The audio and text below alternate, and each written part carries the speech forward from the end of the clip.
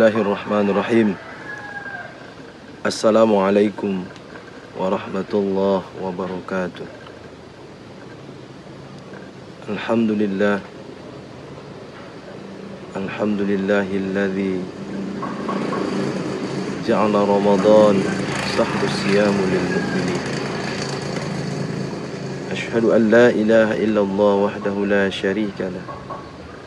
Wa ashhadu anna Muhammadan abduhu wa rasuluh. Allahumma salli ala sayyidina Muhammad wa ala ali sayyidina Muhammad. Ikhwatal iman, dimanapun anda berada. Yang pertama, marilah senantiasa kita menghaturkan rasa puji dan syukur kita kehadirat Allah Subhanahu wa ta'ala. Karena sampai pada hari ini, tepatnya di hari ke-11 ini, Allah masih berikan kita kesehatan, masih juga berikan kita kekuatan, sehingga semua rangkaian ibadah yang sunnah maupun yang wajib di bulan Ramadan ini tetap kita dapat untuk melaksanakan.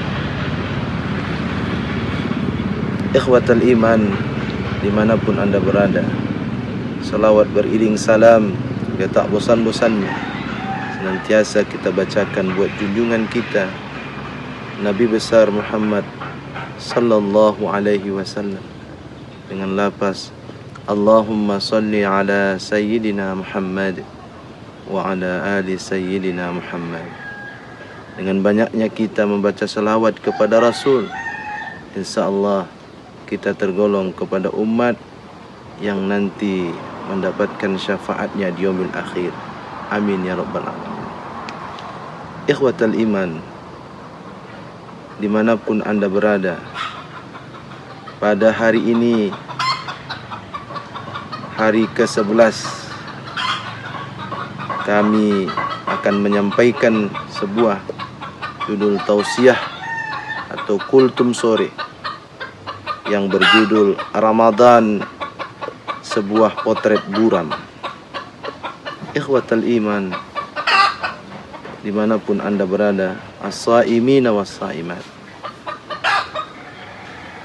Hari ini kita semua yang hadir di Ramadan ini merupakan orang-orang pilihan yang telah dipilih oleh Allah Subhanahu wa ta'ala. Karena kita dapat menjumpai Ramadan tahun ini. Ini bukti bahwa doa-doa kita di tahun yang lalu Allah kabulkan. Tidak semua orang yang berdoa di tahun yang lalu dikabulkan oleh Allah Subhanahu wa ta'ala, melainkan kita yang hadir di Ramadan ini sampai kepada 11 Ramadan ini, itu adalah orang-orang pilihan, orang-orang yang beriman, orang-orang yang punya misi baik untuk membenahi dan memperbaiki dirinya. Dalam sebuah kisah dikisahkan dan dimimpikan oleh seorang sahabat Nabi, sang superhero yang kemanapun Nabi pergi berjihad, berperang, dia tetap ikut bersama dengan Nabi untuk memperjuangkan agama Islam. Itulah dia yang disebut dengan Thalha bin Ubaidillah. Satu ketika ada dua orang laki-laki berasal dari suku Qudaah yang hidup bersama keduanya, kemudian masuk Islam bersama, kemudian bentuk amalannya pun hampir sama. Sama-sama orang yang taat kepada Allah. Suatu ketika kedua laki-laki suku Qudaah ini diundang untuk ikut berperang, berjihad di jalan Allah. Lalu kemudian yang kedua ini tanpa ada pikir seperti apapun mereka menerima tawaran dan ajakan itu. Karena yang ada di benak mereka, di pikiran mereka, bahwa ketika mereka nanti mati dalam berjihad akan dimasukkan oleh Allah ke dalam surga karena dianggap sebagai orang yang mati syahid. Ikhwatal iman, as-saimin was-saimat, dimanapun Anda berada, ketika pada waktunya mereka berjihad, berperang di jalan Allah, meninggallah salah satu di antara keduanya di medan perang. Kemudian yang satunya membawa kemenangan pulang dari medan perang. Pada saat itu, tepat di malam harinya, Tolha melihat dan menyaksikan itu, bermimpi di malam hari. Pada saat itu, dalam mimpinya Tolha melihat kedua orang laki-laki ini berdiri keduanya dekat di pintu surga. Satu ketika Tolha menghampirinya dan ia mendengarkan suara panggilan. Orang yang dipanggil pertama untuk masuk ke dalam surganya Allah. Orang yang dipanggil pertama untuk masuk ke dalam surganya Allah adalah orang yang meninggal karena sakit. Karena pada saat berperang, laki-laki atau pemuda suku Qudah yang pertama itu meninggal karena berjihad. Setahun kemudian meninggallah seorang laki-lakinya yang satu lagi karena sakit. Setahun kemudian. Nah, ketika di mimpi Tolha bin Ubaidullah itu, yang pertama sekali disuruh masuk ke dalam surganya Allah adalah laki-laki suku Qudah yang meninggal karena sakit setahun setelah meninggalnya sahabatnya yang berperang tadi. Nah, ketika pada saat itu Tolha sudah menyaksikan dan kemudian membawanya dalam sebuah mimpinya, terbangunlah ia dalam mimpinya. Dalam mimpinya itu merasa terheran, kenapa bisa seorang yang meninggal karena berjihad dibelakangkan masuk ke dalam surga dibandingkan dengan orang yang setahun kemudian meninggal karena sakit. Hal ini disampaikanlah oleh Tolha kepada sahabat-sahabat yang lain. Para sahabat yang lain pun tidak percaya dan merasa tidak terima dengan hal itu. Kenapa? Sudah jelas satu orang laki-laki suku Qudah itu meninggal karena berjihad, mati syahid. Sementara yang lebih awal masuk ke dalam surga adalah orang yang hidup setahun kemudian meninggal karena sakit. Terdengarlah di telinga Rasul apa yang menjadi kekisruhan ini, apa yang menjadi perdebatan ini, keheranan ini. Kenapa bisa?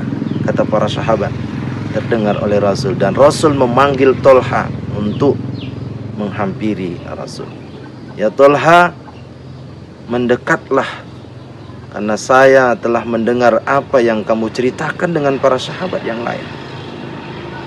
Oleh karena itu, kemarilah engkau ceritakan kembali apa yang ada dalam mimpimu. Diceritakan oleh Tolha bahwa yang pertama, Tolha bermimpi karena seorang laki-laki yang meninggal mati syahid berperang di jalan Allah lebih akhir masuk ke dalam surga dibandingkan orang yang hidup setahun kemudian.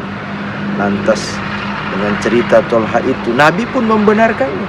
Kemudian Nabi bertanya kepada Tolha dan kepada para sahabat yang lain, bukankah orang yang meninggal karena sakit itu masih hidup setahun lagi?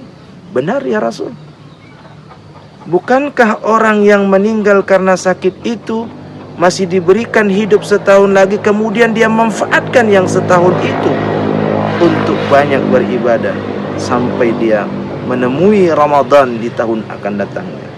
Kalau ibaratkan kita di tahun 2025 kemarin, kita diberikan oleh Allah bertemu dengan Ramadan, kemudian kita masih bertemu lagi di tahun ini bulan Ramadan. Di antara dari tahun 2025 sampai dengan 2026 kita manfaatkan bertemu dengan Ramadan ini dengan banyak beribadah kepada Allah.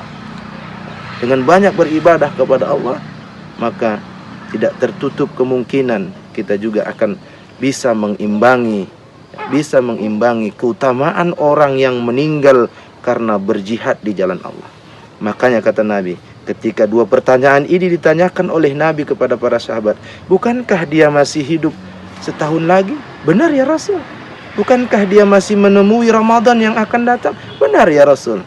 Maka lantas Nabi menutup perkataannya, menutup pertanyaan itu dengan sebuah ungkapan, bahwa jarak mereka yang mati syahid tadi dengan yang mati setahun kemudian karena sakit seperti lebih jauh jaraknya dibandingkan langit dan bumi. Artinya apa? Tidak tertutup kemungkinan orang yang meninggal karena sakit setahun kemudian setelah orang yang meninggal karena berjihad itu bisa mendapatkan lebih tinggi, minimal mengimbangi keutamaan orang yang meninggal karena mati syahid. Kenapa? Karena dia bisa memanfaatkan waktu yang setahun diberikan oleh Allah kepadanya hingga ia mendapati Ramadan yang akan datangnya. Maka jamaah, maka ikhwatal iman dimanapun Anda berada, Ramadan kita dianggap sebagai sebuah potret buram. Di dalam kitabnya atau di dalam bukunya yang berjudul Aqbalta ya Ramadan, Aid Al-Qarni mengungkapkan, sebuah potret buram itu merupakan pensikapan kaum muslimin pada Ramadan masa kini. Ada 3 kekeliruan yang mereka lakukan kecuali orang-orang yang dirahmati oleh Allah Subhanahu wa ta'ala. Kekeliruan yang pertama, ikhwatal iman dimanapun Anda berada, as-saimina was-saimat, kebanyakan dari mereka tidak mengenal Allah kecuali di bulan Ramadan. Padahal kita sudah dituntun, kita sudah dikuatkan dengan ayat Al-Quran. Surah Al-Baqarah ayat 183. Ya ayyuhalladzina amanu kutiba alaikumusiyam kama kutiba alal ladzina min qablikum la'allakum tattaqun. Kita yang bisa melaksanakan ibadah di dalam Ramadan, di luar Ramadan, itu masuk kategori orang-orang yang beriman. Kenapa? Karena ketika di Ramadan kita perkuat amal ibadah, dan bukan hanya di bulan Ramadan, refleksi dari Ramadan itu di bulan-bulan yang lain kita tetap istiqomah untuk menjalankan, untuk mendekatkan diri kita kepada Allah Subhanahu wa ta'ala.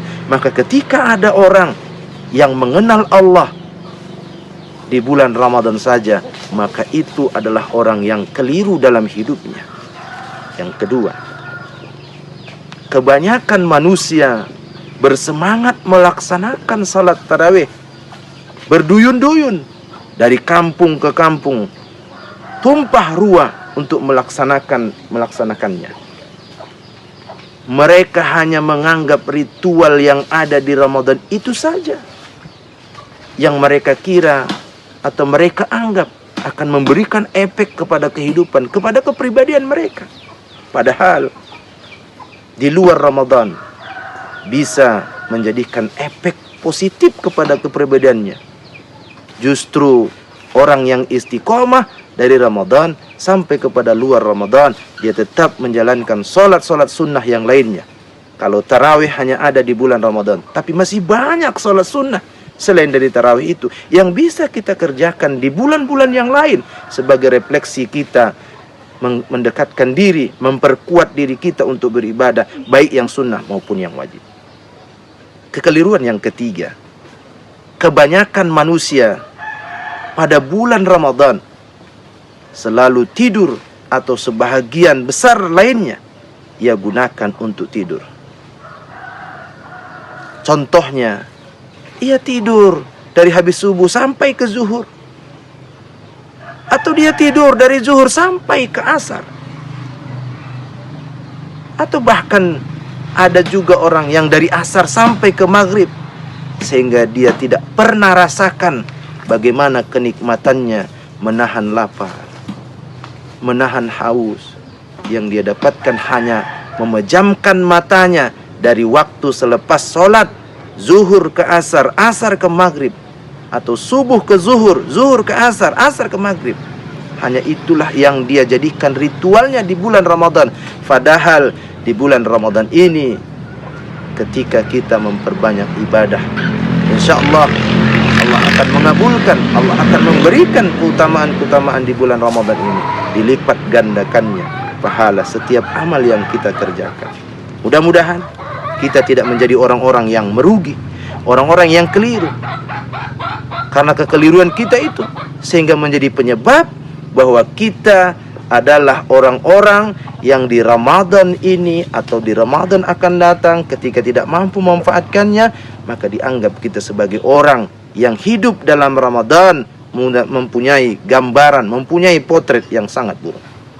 Mudah-mudahan bermanfaat. Sekali lagi kami mengajak, mari kita perbanyak ibadah di bulan Ramadan ini, agar keteguhan dalam kepribadian kita, agar nampak sebagai seorang mukmin kita, orang yang memiliki keimanan dalam hidup kita sampai kepada akhir hayat kita. Akhirul kalam, billahi taufiq wal hidayah. Assalamualaikum warahmatullahi wabarakatuh.